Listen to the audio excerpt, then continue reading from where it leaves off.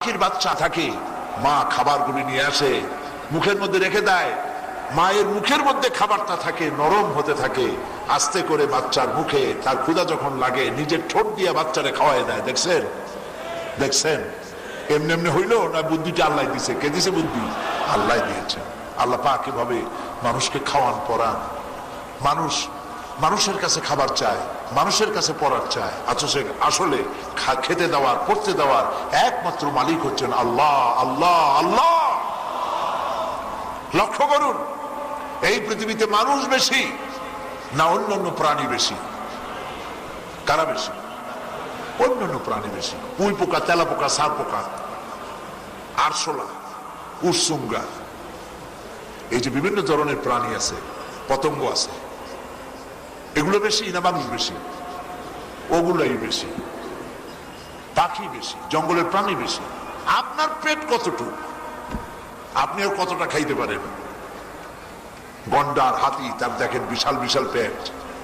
জঙ্গল ভরা হাতি, গন্ডার, অজগর, হরিণ, শুকর, বানর। আবার পানির ভিতরে রয়েছে ডলফিন, সি লায়ন, তিমি, বিশাল বিশাল মাছ, বিশাল বিশাল প্রাণী। খাবারগুলো কে দেয়? কে দেয়? আচ্ছা, কোনদিন কি আপনারা দেখছেন পত্রিকায় এরকম একটা খবর ছাপা হয়েছে যে এই বছর বাংলাদেশের সুন্দরবনে বাঘেরা, হরিণেরা খাবার না পাইয়া ক্ষুধার জ্বালায় 2000 হরিণ মারা গেছে? 10 লক্ষ সাইবেরিয়ান পাখি না খেয়ে মারা গেছে। 50 লক্ষ ইলিশ মাছ যমুনা নদীতে না খাইয়া ভেসে উঠছে ক্ষুধার জ্বালায়। হয়েছে কখনো? হয়নি। কে খাওয়ায়? সুবহানাল্লাহ, সুবহানাল্লাহ। আমি একবার, আমাকে নিউ ইয়র্ক থেকে নেওয়া হয়েছিল লস অ্যাঞ্জেলেসে, ক্যালিফোর্নিয়া। সেখান থেকে সেন দিয়েগো, 300 কিলোমিটার দূরে সেন দিয়েগো, সেখানে সি ওয়ার্ল্ড, সমুদ্রে যা যা আছে সেখানে সেগুলি দেখানো হয়। ওগুলো দেখাতে আমাকে নেওয়া হয়েছিল। আমরা যে মাঠটায় বসে আছি, এরকম একটা, এর থেকে এত বড় বা এর থেকে একটু ছোট হবে একটা পুকুর।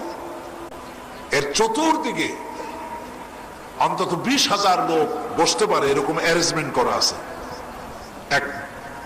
তিন দিকে আর মাঝখানে স্টেজ। সেখানে কয়েকটা মাছ, মাছের নাম হলো শ্যামু ফিশ। বিশাল মাছ, বুকটা সাদা, পিঠটা কালো। যখন পানির উপরে ওঠে তখন মনে হয় আরব দেশের কোন প্রিন্স, সাদা জামার উপরে কালো আবা পরা। মানুষের কথাও বোঝে, শীষ দিলেও বোঝে, বাঁশি দিলেও বোঝে। তার এক একটা খেলা দেখাতে বলা হলো, এক একটা খেলা সে দেখালো। এক একটা খেলা দেখিয়ে মঞ্চের কাছে এসে হা করে। ওইখানে তার গ্লাস এত বড়, 3-4 বালতি মাছ পেটের মধ্যে ঢুকানো হয় এক একটা খেলাবার দেখার পর। আমার মনে হলো যে আমাদের মতো মানুষ 5-10টা একসাথে যদি ঢুকানো হয় তো মাছে মনে করবে যে সেলাপুটি কয়েকটা ঢুকছে। এরকম মাছ জনমের খাওয়া খায়। সমুদ্রের ভিতরে তিমি মাছ হলো সব থেকে বড়, নীল প্রজাতির তিমি। প্রাণীতত্ত্ববিদরা বলেছেন 5000 টন পর্যন্ত হতে পারে ওজন এক একটার। 5000 টন যদি হয় ওজন, তাহলে তার খাদ্য লাগে কত? এর যে বাচ্চা হয় স্তন্যপায়ী, সে বাচ্চায় দুধ খায়। 40 থেকে 50 টন দুধ লাগে প্রতিদিন বাচ্চা। কে খাওয়ায়? বলেন কে খাওয়ায়? আল্লাহ রাব্বুল আলামিন বলেন, ওয়ামা মিন দাব্বাতিন ফিল আরদি ইল্লা আলাল্লাহি রিজকুহা। এই পৃথিবীর বুকে এমন কোন বিচরণশীল জীব নাই যে জীবের রিজকের দায়িত্ব আল্লাহ নিজ হাতে গ্রহণ করেন নাই। সমস্ত প্রাণীর রিজক এর দায়িত্ব তিনি নিয়েছেন। তিনি হচ্ছেন রব। আলহামদুলিল্লাহি রব্বিল আলামিন। সমস্ত প্রশংসা সেই রবের, সেই আল্লাহ যিনি সৃষ্টি করেছেন, প্রতিপালন করেছেন। তিনি প্রতিপালন করে তিনি মানুষের সামনে তার খাবার দিয়ে দেখিয়েছেন, বুঝিয়েছেন এগুলি দেখো এবং এর দ্বারা ইবরত হাসিল করো। প্রিয় ভাই সব, আল্লাহ পাক কোরআনে কারিমে বলেন, সূরা ফাতিহার ভিতরে আল্লাহ পাক মানুষের জন্য এত সব কিছু দিয়েছেন আর বলেছেন এর দ্বারা শিক্ষা গ্রহণ করো আর ঘোষণা করো আলহামদুলিল্লাহি রাব্বিল আলামিন। সমস্ত প্রশংসা আল্লাহ পাকের, যিনি আলামিনের মালিক। একটা জগৎ নয়, এখানে বহু মাত্রিক জগতের কথা বলা হয়েছে। আলহামদুলিল্লাহি রাব্বিল আলামিন। আমরা জানি দুইটা জগতের কথা, ইহজগৎ আর পরজগৎ। আসলে ইহজগৎ আর পরজগৎ এই দুটি জগতের মধ্যে সীমাবদ্ধ নয়। আল্লাহর সৃষ্টি, আল্লাহ পাক রব বহু জগতের, বহুমাত্রিক জগতের আইডিয়া দিয়েছেন আল্লাহ সুবহানাহু ওয়া তাআলা। বহুমাত্রিক জগৎ তার মানে হলো সাগরের ভিতরে এক জগৎ, সাগরের তলায় আর এক জগৎ, সম্পদে ভরা। মাটির উপরে এক জগৎ, এ মাটির তলায় আর এক জগৎ। মহাশূন্যে রয়েছে আরো অসংখ্য জগৎ। শুধু গ্রহ উপগ্রহ, চন্দ্র সূর্য, নেপচুন, মঙ্গল, ইউরেনাস এগুলি শেষ কথা নয়, আরো অসংখ্য গ্রহ উপগ্রহ রয়েছে যেগুলি মানুষ আজও আয়ত্তের মধ্যে আনতে পারেনি। আল্লাহ পাক শুধু এই পৃথিবীরই মালিক নন, তিনি রব্বুল আলামিন, সমস্ত সৃষ্টি জগতের তিনি মালিক। এই পৃথিবী সম্পর্কে বেকুব ধরনের ওই বুদ্ধিজীবী, অর্থাৎ কোরআন হাদিস জানে না, খামোখা বুদ্ধিজীবী, এদের ধারণা হচ্ছে যে পৃথিবীটা হয়েছে কিভাবে। তারা তো আল্লাহ মানে না, আল্লাহ স্বীকার করে না। তারা বলে যে সূর্যের পাশের থেকে একদিন একটা উজ্জ্বল জ্যোতিষ্ক খুব জোরে উড়ে যাচ্ছিল, তখন সেই জ্যোতিষ্কের ফোর্স সহ্য করতে না পেরে সূর্যের একটা দুর্বলতম অংশ ছিটকে পড়লো মহাশূন্যে। তারপরে ঘুরতে ঘুরতে ঘুরতে ঘুরতে একদিন পৃথিবীর আকার ধারণ করলো। নাউজুবিল্লাহ। কয় বোতল খাইয়া এরকম লিখছে আল্লাহই জানে। এর অর্থ হলো এই, ওই বেকুবের কথা যদি আমরা বিশ্বাস করি তাহলে অর্থ দাঁড়াবে এই যে দয়া করে এই জ্যোতিষ্ক উড়ে গেছিল বলেই সূর্যের একটা দুর্বলতম অংশ মহাশূন্যে ছিটকে পড়ে ঘুরতে ঘুরতে পৃথিবী হয়েছিল, তাই ঢাকা হয়েছিল, তাই পল্টন হয়েছিল, তাই আমরা ওয়াজ শোনার সুযোগ পাইছিলাম। আর যদি এমনটি না হতো তাহলে দুনিয়াও হতো না, পল্টন হতো না, ওয়াজও শুনতে পারতাম না। আচ্ছা মেনে নিলাম, এক সেকেন্ডের জন্য মানলাম ওইখান থেকে একটা গ্যালাক্সি, একটা জ্যোতিষ্ক গিয়েছিল আর সূর্যের খানিকটা অংশ ভাঙ্গে পড়িয়া মহাশূন্যে এরকম পৃথিবী হয়ে গেছে, মানলাম এক সেকেন্ডের জন্য। এখন যে পৃথিবীতে এত মানুষ বেশি হয়েছে, মানুষ এখন পৃথিবীতে কম না বেশি? বলেন কম না বেশি? এত বেশি মানুষ, এই মানুষ নিয়ে পৃথিবীতে খালি লোকেরা বলতেছে ঠাই নাই, ঠাই নাই, ঠেকাও ঠেকাও, জন্ম নিয়ন্ত্রণ জন্মের মতো করো, কুলাইতে পারতেছে না মানুষ বেশি। এখন কেন আর একটা জ্যোতিষ্ক এখান থেকে যাইয়া সূর্যের আর একটা দুর্বলতম অংশ খসাইয়া আর একটা পৃথিবী বানায় না কেন? কাজী এ দিয়ে পাগল বুঝানো যায়, যারা কোরআনের কাছে এসেছে তাদের বুঝানো যাবে না। এই দিয়ে বিভ্রান্ত হতে পারে শান্তি নিকেতনের গোলামেরা, কোরআনের গোলামেরা, আল্লাহর গোলামেরা বিভ্রান্ত হবে না।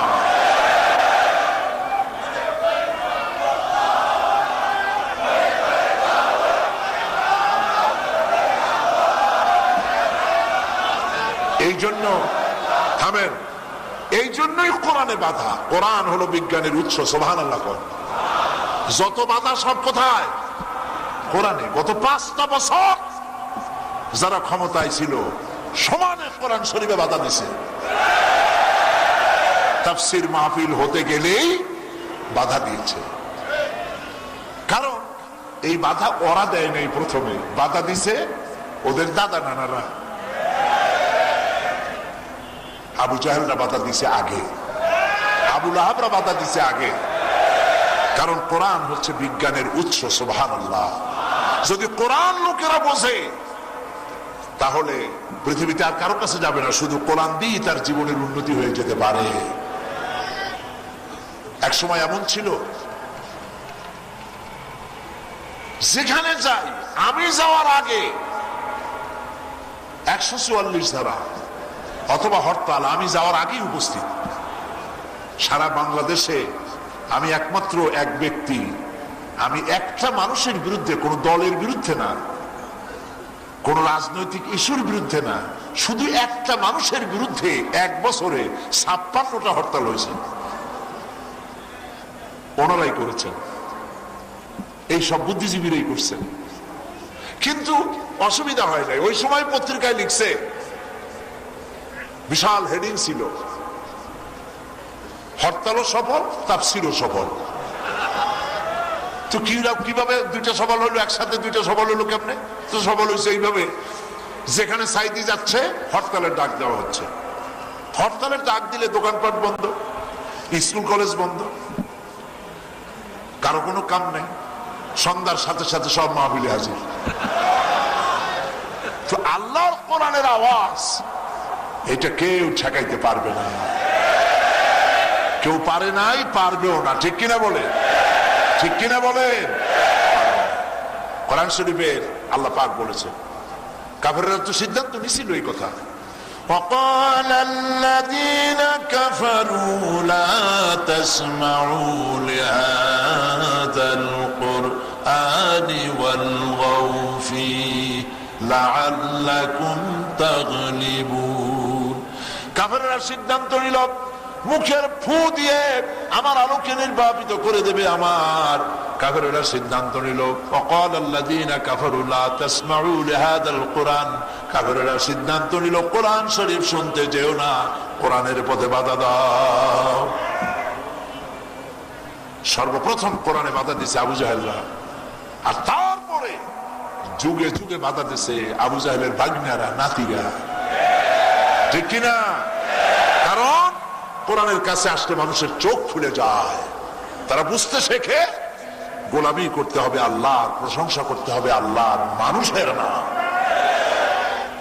ওরা 5টা বছর একটা মানুষের বন্দনা, একটা মানুষের জিকির, রেডিওতে, টিভিতে, পার্লামেন্টে একটা মানুষের বন্দনা যা করছে 5টা বছর, আল্লাহর কসম, 5টা বছর যদি এতটা আল্লাহর জিকির করত, আল্লাহ বেহেশত ওদের জন্য ওয়াজিব হয়ে যেত। কপাল পোড়া। কি পোড়া? জোরে বলেন, কি পোড়া? কপাল পুড়া ছাই ভস্ম হয়ে গেছে। আল্লাহর কাছে আসে নাই, কোরআনের কাছে আসে নাই।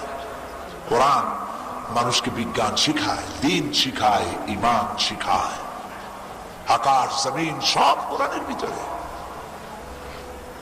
বিজ্ঞান এবং কোরআন সাংঘর্ষিক নয়। যদি কোন জায়গায় বিজ্ঞানের সাথে কোরআনের সংঘর্ষ হয়, তখন প্রাধান্য পাবে কে? কে পাবে? এক সময় বলা হতো পৃথিবী ঘোরে, আর এক সময় বলা হতো চন্দ্র সূর্য ঘোরে, আবার কেউ কেউ বলতো যে আমরাও ঘুরি। এখন ঘোরে কে? আসলে কে ঘোরে? চাঁদ ঘোরে, সূর্য ঘোরে, না আমি ঘুরি, না আমার দুনিয়া ঘোরে? ঘোরে আসলে কে? কার কাছ থেকে জানবো? যিনি সৃষ্টি করেছেন তার কাছ থেকে জানতে হবে। আল্লাহ তুমি বলো ঘোরে কেডা? আল্লাহ রাব্বুল আলামিন কে ঘোরে, এই প্রশ্নের জবাব সূরা ইয়াসিনের ভিতরে আল্লাহ পাক দিয়ে রেখেছেন, লাশ-শামসু ইয়ানবাগি লাহা আন তুদরিকাল কামারা ওয়ালাল লাইলু সাবিকুন নাহার ওয়া কুল্লুন ফি ফালাকি ইয়াসবাহুন। প্রবল জ্ঞানী হইবে যাহারা, আপন মনেতে বুঝিবে তাহারা, রাত্রি পারে না আগে যাইবার দিনের স্থান করি অধিকার। চন্দ্র বাঁধে না সূর্যের গায়েতে, সূর্য পারে না চন্দ্রকে ধরিতে। যার যে স্থান বহাল রাখিয়া ভ্রমণ করিছে খোদাকে ডরিয়া। আল্লাহ পাক বলছেন, চাঁদ এবং সূর্য আপন আপন কক্ষপথে ঘুরছে, পৃথিবী ঘোরে, চন্দ্র ঘোরে, অকুল্লুন ফি ফালাকি ইয়াসবাহুন, যা কিছু আছে মহাশূন্যের বুকে সব ঘুরতেছে, কেউ দাঁড়ানো নাই। ইনএক্টিভিটি, অ্যাক্টিভিটিস লাইফ, ইনএক্টিভিটিস ডেথ। সন্তরণশীলতা, গতিশীলতা আছে বলেই পৃথিবী চলে। যখন এগুলি থাকবে না, সব এক ধাক্কায় স্থবির হয়ে যাবে এবং এক প্রলয়ঙ্করী মহা ধ্বংসযজ্ঞের মধ্য দিয়ে কিয়ামত হয়ে যাবে। সব ঘটছে। সুতরাং বিজ্ঞানকে কোরআনের কাছে আসতেই হবে। সুবহানাল্লাহ। আল্লাহ পাক কোরআনে কারিমে তাই বলছেন, আলহামদুলিল্লাহি রাব্বিল আলামিন। সমস্ত প্রশংসা আল্লাহ পাকের, যিনি তামাম জাহানের পালনেওয়ালা রব। শুধু সৃষ্টি করেন না, প্রতিপালন করেন, লালন করেন। যার যা দরকার চাওয়ার আগে আল্লাহ রব্বুল আলামিন পৌঁছায়া দেন। তিনি হচ্ছেন আল্লাহ। জবান দিয়েছেন কথা বলার জন্য। জবান, কথা বলি জবান দিয়া, টেস্ট গ্রহণ করি একটা জিহ্বা দিয়া। তিতা, ঝাল, টক, কষা, মিষ্টি সব। কয় রকম জিহ্বা আছে? জিহ্বা কয়টা আপনার? কয় রকম জিহ্বা? এক। চিন্তা করছেন এগুলি? চিন্তা খালি জন্মের খাওয়া খাবেন না তো, চিন্তাও করবেন। লাখ রকমের মাছ, বোয়াল মাছের স্বাদ একরকম, ইলিশ মাছের আর এক রকম, কই মাছের আর এক রকম, চিংড়ি মাছের আর এক রকম, লাউ তরকারির এক রকম, বাঁধাকপি ফুলকপি আর এক রকম, শাক, লাল শাকের এক রকম, পালন শাকের আর এক রকম, কচু শাকের আর এক রকম, দুধের এক রকম, ঘিয়ের এক রকম। সুবহানাল্লাহ কইতে ইচ্ছা করে না? হাজার রকমের স্বাদ একটা জিহ্বা দিয়া গ্রহণ করার তৌফিক আল্লাহ দান করে দিলেন। আল্লাহ পাক বলেন, ফাবিআইয়ি আলাহি রাব্বিকুমা তুকাজ্জিবান। পড়েন, ফাবিআইয়ি আলাহি রাব্বিকুমা তুকাজ্জিবান। আল্লাহর কোন নিয়ামতকে তুমি অস্বীকার করবা? ওয়াইন তাউদ্দু নি'মাতাল্লাহি লা তুহসুহা। আমার নিয়ামত গুনা গুনা শেষ করতে পারবা না বান্দা। সুবহানাল্লাহ বলেন। কি নিয়ামত! একটা জিহ্বা, কত নিয়ামত আল্লাহ দিলেন। একটা দুটো চোখ, হাজারো রং দেখি। সুবহানাল্লাহ কইতে ইচ্ছা করে না? হাজারো রং দেখি। মানুষের কথা শুনি, কথাগুলি তরঙ্গের সাথে ভেসে ভেসে কানের মধ্যে বিন্যস্ত হয়ে প্রবেশ করতেছে, কথায় কথায় জড়াইয়া সর্বনাশ হয়ে যাচ্ছে না? সুবহানাল্লাহ। কোনটার প্রশংসা করে কোন পাবে? আল্লাহ পাক তাই বলছেন, প্রশংসা করবা তো আল্লাহ পাকের। কার প্রশংসা করব? আল্লাহ। সব সময় মনে রাখবেন, সব সময় প্রশংসা হবে কার? আল্লাহ পাকের প্রশংসা। আল্লাহ রাব্বুল আলামিন সূরা ফাতিহা বান্দা যখন পড়ে, আলহামদুলিল্লাহি রাব্বিল আলামিন, আল্লাহ পাক বলেন, হামাদানি আব্দি, আমার বান্দা আমার প্রশংসা করেছে। আল্লাহ খুশি হয়ে যান। সুবহানাল্লাহ। আল্লাহ খুশি হন। আল্লাহ শিখাইতেছেন। আল্লাহ না শিখালে তো আমরা আল্লাহ শুকর করতে জানতাম না। আল্লাহ শিখাইছেন এইভাবে শুকর করো। আমরা শুকরিয়া আদায় করলাম, আল্লাহ পাক শুনলেন আর বললেন, হামাদানি আব্দি, আমার বান্দা আমার শুকরিয়া আদায় করছে। আল্লাহ পাক জিজ্ঞেস করছে, আচ্ছা বান্দা, তুমি তোমার যে আল্লাহর প্রশংসা করছো তার কি আর কোন গুণটুন আছে নাকি?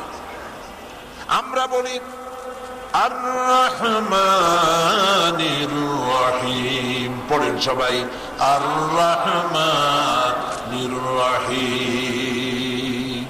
সব আল্লাহ আমাদের শিখিয়েছেন। তিনি দয়ালু, তিনি দাতা, তিনি দয়ালু, তিনি পরম দাতা, তিনি করুণাময়।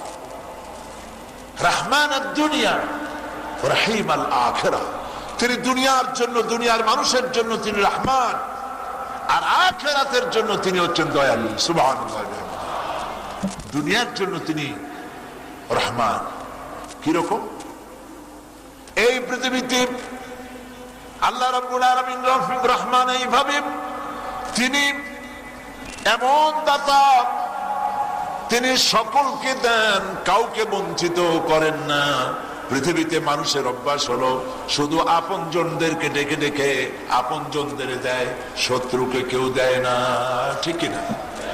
কেউ বলে নাকি কারো শত্রু গায়ে, বেটা যতই আমার সাথে শত্রুতা করছিস আয়, আমি তোর কিছু দিতে চাই, নিয়ে যা। আছে এরকম কেউ? নাই। আল্লাহ পাকের কাছে এরকম কিচ্ছু নাই, সকলের জন্য সমান, সমানে দেন তিনি। কাফেররে দেন, কাফের বেঈমান, নামাজ নাই, রোজা নাই, আল্লাহ নাই, পরকাল নাই, আল্লাহ শুধু দিতেই থাকেন, ঠিক না? এমন কবিরেও আল্লাহ খাওয়ায় বাঁচায় রাখে এই দেশে, যে কবি বলছে ফজরের আজান শুনলে সেই আজানের ভিতর দিয়া বেশ্যার আওয়াজ শুনি। আছেন এরকম কবি দেশে? এখন আছে না? এখন আছে। তারপরেও খাইয়া পরে বাইচে আছে, তারপরেও আল্লাহ তার গলাটারে চাপিয়ে ধরে নাই। বল যদ্দূর পারিস বল। পিঁপড়ায় যদি হাতির আঙ্গুল উঁচু করে দেখায়, হে হে কি বিরাট একটা হাতি, পিঁপড়ার এই হাতির শক্তিকে অস্বীকার করলে হাতি কি পিঁপড়াকে তেড়ে আসে? তেড়ে আসে না। তোমার মতো ইঁদুর বাদর কে কি কইল আর না কইল, এতে কি আল্লাহর কিছু আসে আর যায়? আল্লাহর আজানের, মসজিদের আজান। পৃথিবীর দ্বিতীয় বৃহত্তম মুসলিম দেশ বাংলাদেশ, এই দেশের বুকে দাঁড়াইয়া তারপরে বলে ফজরের আজান যখন শুনি মনে হয় বেশ্যা তার খরিদ্দার ডাকতেছে। বিগত সরকার এমন পচা কপাল পোড়া কবিকে রাষ্ট্রীয় মর্যাদা দিয়া অভিষিক্ত করেছে। অভিশপ্ত কবি, আল্লাহর গজব লানতের কবি। আবার আল্লাহ রহমতের কবিও দেখেন, জাতীয় কবি দেখেন, একদিকে দুশ্চরিত্র, থামেন, দুশ্চরিত্র, লম্পট, মদখোর, জেনাকার, বেঈমান কবি আজানের মধ্যে শোনে বেশ্যার আওয়াজ। আর একদিকে মুসলমান কবি, দিনদার কবি, ইমানদার কবি, জাতীয় কবি কাজী নজরুল, তিনি আজানে কি শুনতেছেন? তিনি বলতেছেন, মসজিদের পাশে আমার কবর দিও ভাই, যেন সকাল সন্ধে মুয়াজ্জিনের আজান শুনতে পায়। দোয়া কবুল হয়ে গেছে না? দোয়া কবুল হয়েছে না? কবর হয়েছে কোন জায়গায়? জায়গা মতো মসজিদের পাশেই কবর হয়ে গেছে। সুবহানাল্লাহ। তুই বেটা মরবি, জানাজা হবে না, মুসলমানের তোর জানাজা পড়বে না। কবরে থুইলে, কবরে রাখার পর ফেরেশতারা বরং বলবে যে বেটা তুই এখানে আসছিস কেন, শ্মশানে যা। আল্লাহ লানত। আল্লাহ পাক এগুলোরও খাওয়ান না? নামাজ নাই, রোজা নাই, আল্লাহর অস্বীকার করে, মদ খায়, জেনা করে জন্মের মতো। বাংলাদেশের বদনাম করার জন্য বিদেশ দিয়ে টেপ করিয়া হিন্দুদের উপর নির্যাতন করা হচ্ছে, এই সব ছবি আইনিয়া তারপর বিমানবন্দরে ধরা পড়ে, এগুলোর আল্লাহ খাওয়ায়। ঠিক কিনা? সত্য কিনা? এই সব করার পরেও আল্লাহ খাওয়ান, কারণ আল্লাহ রাব্বুল আলামিন তিনি রাজ্জাক, তিনি খেতে দেন, পড়তে দেন, তার নাম রহমান। তার নাম কি? রহমান। এই দৃষ্টান্তটা আমি অনেক জায়গায় দিছি। একজনের একটা ছাগল ছিল আর একটা গাধা ছিল। লোকটি গাধাটারে আদর করে না, ছাগলটারে আদর করে খুব। একদিন ছাগলে কয় গাধারে, গাধা তুই তো আসলেই গাধা। গাধাই কয় যে তুমি আমার গাধা কইলো আমি গাধা, না কইলো গাধা, তাই আমার এরকম তুমি কও কেন? কয় দেখো গাধা, মালিক আমারে কত ভালোবাসে, যখনই যেখানে যায় আসলে আমার পিঠে হাত বুলায়, ভুসি খাওয়ায়, তিসি খাওয়ায়, যত্ন করে, গোসল করায়। আর তুই বেটা গাধা, মালিক আসার সময় একটা লাথি মারে, যাওয়ার সময় কান ধরে টান মারে। গাধা কয় ছাগলা, যা বলতেছিস সব ঠিক, কিন্তু তোর এত আদর বাড়ছে কেন তা কি তুই জানিস? কয় না তা তো জানি না। কয় কোরবানির চান উঠছে।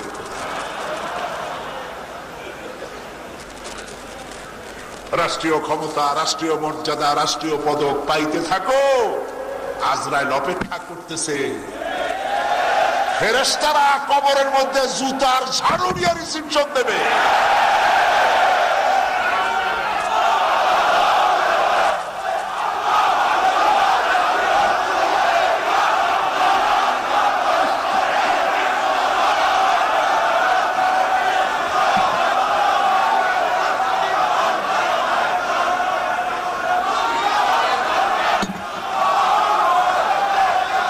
এটা? এই সব লোকদের কারণেই এই সব লোকদের কারণেই দেশে যত অনাসৃষ্টি হয়, চুরি, ডাকাতি, মাস্তানি, চাঁদাবাজি, ধর্ষণ, জেনা ব্যভিচার, এইসব আল্লাহ বিরোধী, ইসলাম বিরোধী কবি সাহিত্যিক, বুদ্ধিজীবী, যাদের কাছে আল্লাহ নাই, রসুল নাই, ইমান নাই, নামাজ নাই, রোজা নাই, এদের কারণেই হয়। কথা বুঝছেন তো? আমি কিন্তু একথা বলি নাই যে এইসব এর জন্য দায়ী বুদ্ধিজীবী, কবি সাহিত্যিক, এরাই একমাত্র দায়ী, তাই না। এদের মধ্যে ভালো ভালো মানুষ আছে, ভালো ভালো কবি আছে না? কবি আল মাহমুদের মতো, ফররুকের মতো ভালো ভালো কবি আমাদের মধ্যে আছে না? কবি মতিউর রহমান মল্লিকের মতো ভালো ভালো কবি আছে না? আলহামদুলিল্লাহ। আলী হাসানের মতো বুদ্ধিজীবী আছে না আমাদের? ভালো ভালো বুদ্ধিজীবী আছে, দিনদার আছে, ইমানদার আছে, নামাজি আছে।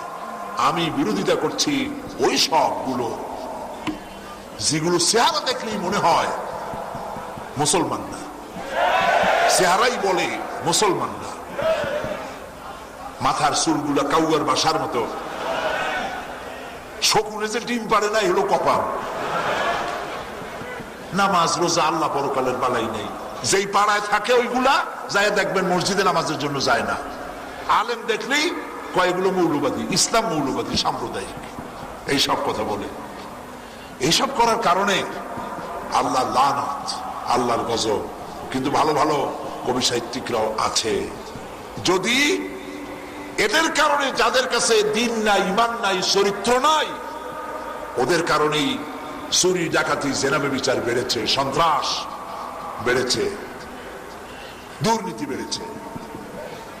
যদি ইসলামের দিকে গোটা জাতি কোরআনের দিকে ফিরে আসে, ইসলামের দিকে ফিরে আসে, তাহলে এই দেশ সব থেকে সুন্দর হবে। বাংলাদেশের মতো ভালো দেশ আর খুঁজে পাওয়া যাবে না।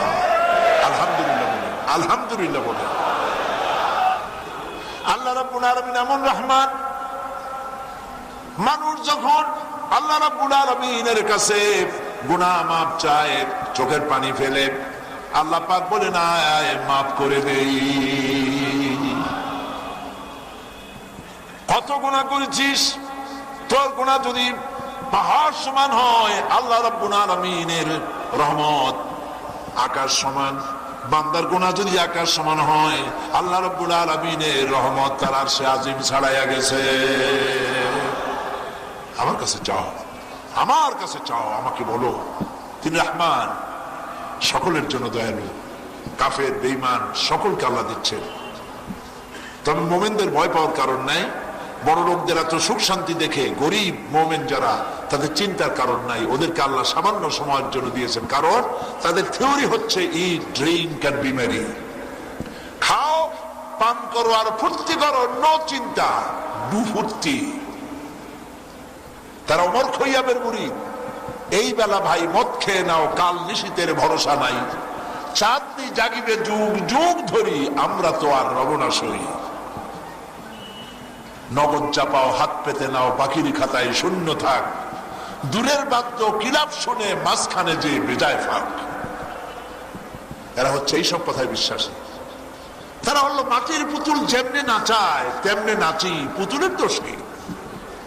আমরা মাটির পুতুল, আমাদেরকে প্রকৃতি যেভাবে মদ খাওয়ায়, জেনা করায়, সেইভাবেই করি। নাউজুবিল্লাহ বলেন। মাটির পুতুল যেমনি নাচায় তেমনি নাচি, এই কথায় যারা বিশ্বাসী, মরিয়া দেখেন ফেরেশতারা আসবে কবরে, আসিয়া পাও ধরবে, দুই পাও ধরিয়া কাপড় যেমন ধোপায় কাপড় আশ্রায়, ওই রকম ঠ্যাং ধরে আশ্রাবে। আর কবে যে যেমনে আশ্রায় তেমনে আশ্রায়, ফেরেশতার কি দোষ? মরিয়া দেখো আগে। এই পৃথিবীটা ইট, ড্রিঙ্ক এন্ড বিমেরির জন্য নয়। হেসে খেলে জীবনটা যদি চলে যায়, যাক না, না ওরকম যাবে না। দুনিয়া কি মজা লেলো, দুনিয়া তোমারি হ্যায়, মিথ্যে কথা। এগুলি হলো ভোগবাদী, দুশ্চরিত্র লম্পট, এগুলি তাদের কথা।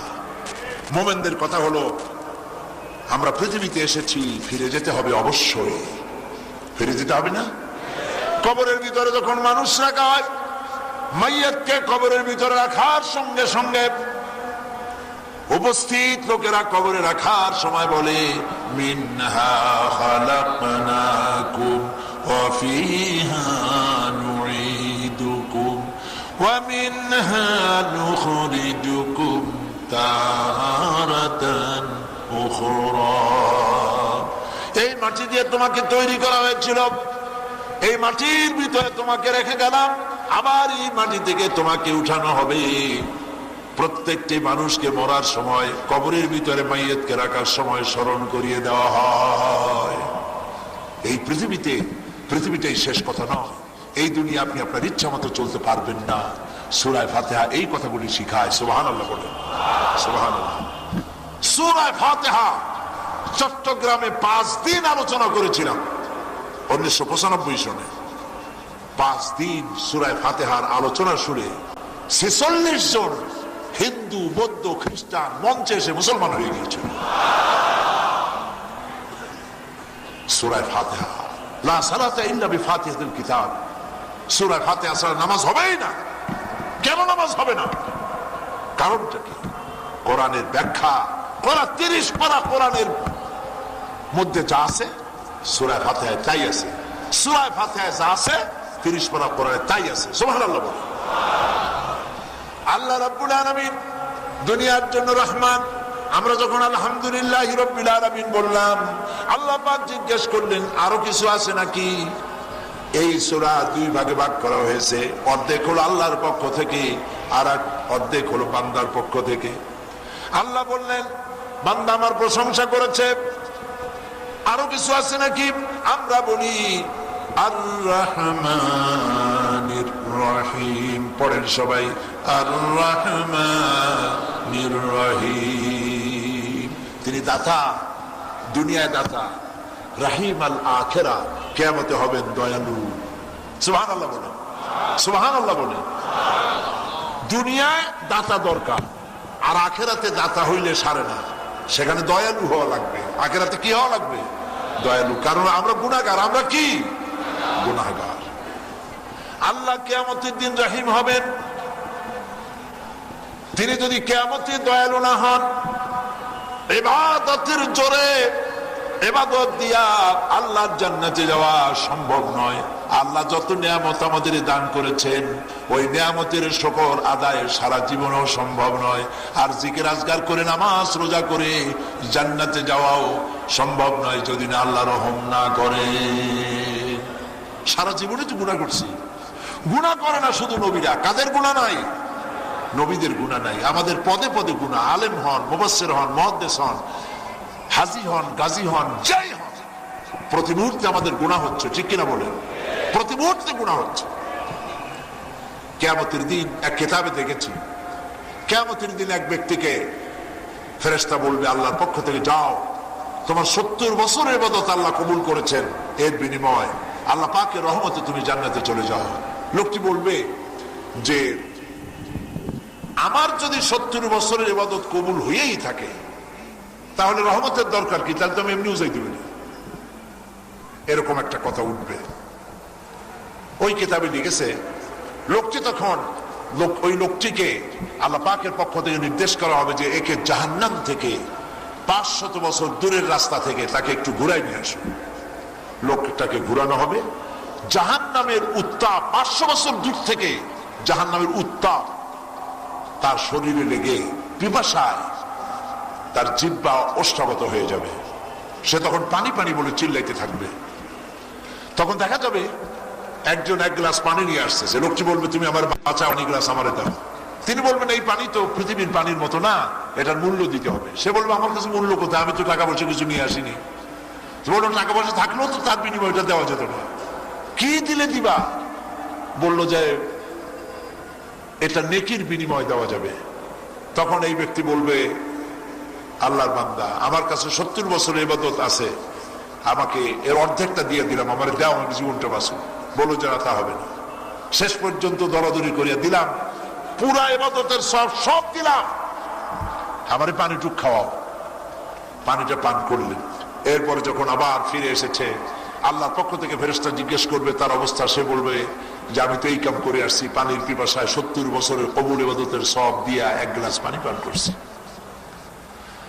জবাব আসবে আল্লাহ রাব্বুল আলামিনের, সারা জীবনে তুমি যত নিয়ামত ভোগ করেছ সমস্ত নিয়ামত বাদ গেল, মাছ নয়, গোশ নয়, বাতাস নয়, অক্সিজেন নয়, যা নিয়ামত ভোগ করেছে দুনিয়ায় সবটা বাদ দেয়া শুধু পানির দাম ধরা হলো।